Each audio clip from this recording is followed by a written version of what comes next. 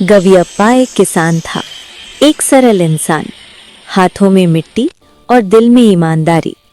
सुबह से शाम तक वो चुपचाप अपने खेत में काम करता था, लोगों से कम और धरती से ज्यादा बातें करता था। गवियप्पा। उन हरे भरे खेतों के बीच एक शांत पौधे पर एक छोटी चिड़िया ने अपना घोंसला बनाया था। वही घोंसला उसकी पूरी दुनिया था। वो अपने 2 नन्हे बच्चों के साथ रहती थी, छोटे, जिज्ञासु और जीवन से भरे हुए। माँ के पंखों के नीचे वे खुशी से बिना किसी डर के रहते थे। दिन बीतते गए, फसलें धीरे धीरे सुनहरी होने लगीं। कटाई का मौसम आ रहा था। चारों ओर किसान अपनी फसलें काटने लगे। ये देखकर नन्ही चिड़ियों को डर लगने लगा।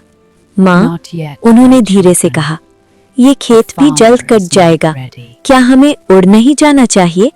माँ चिड़िया ने शांति से खेत की ओर देखा और हल्की मुस्कान के साथ कहा, अभी नहीं मेरे बच्चों, ये किसान अभी तैयार नहीं है।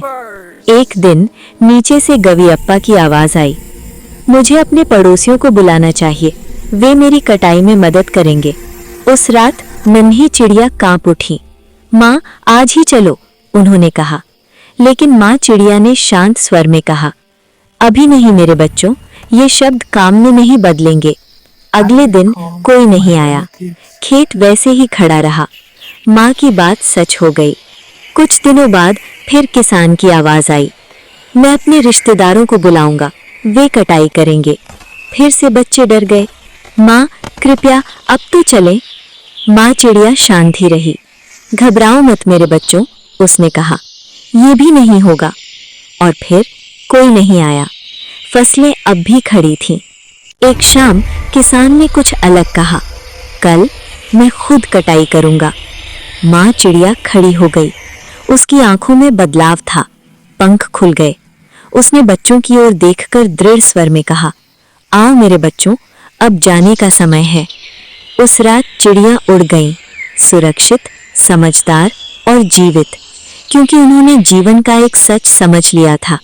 जब इंसान दूसरों पर निर्भर रहता है तो कुछ भी आगे नहीं बढ़ता, लेकिन जिस क्षण वो खुद निर्णय लेता है, बदलाव शुरू हो जाता है। स्वयं की मेहनत का हमेशा सम्मान होता है।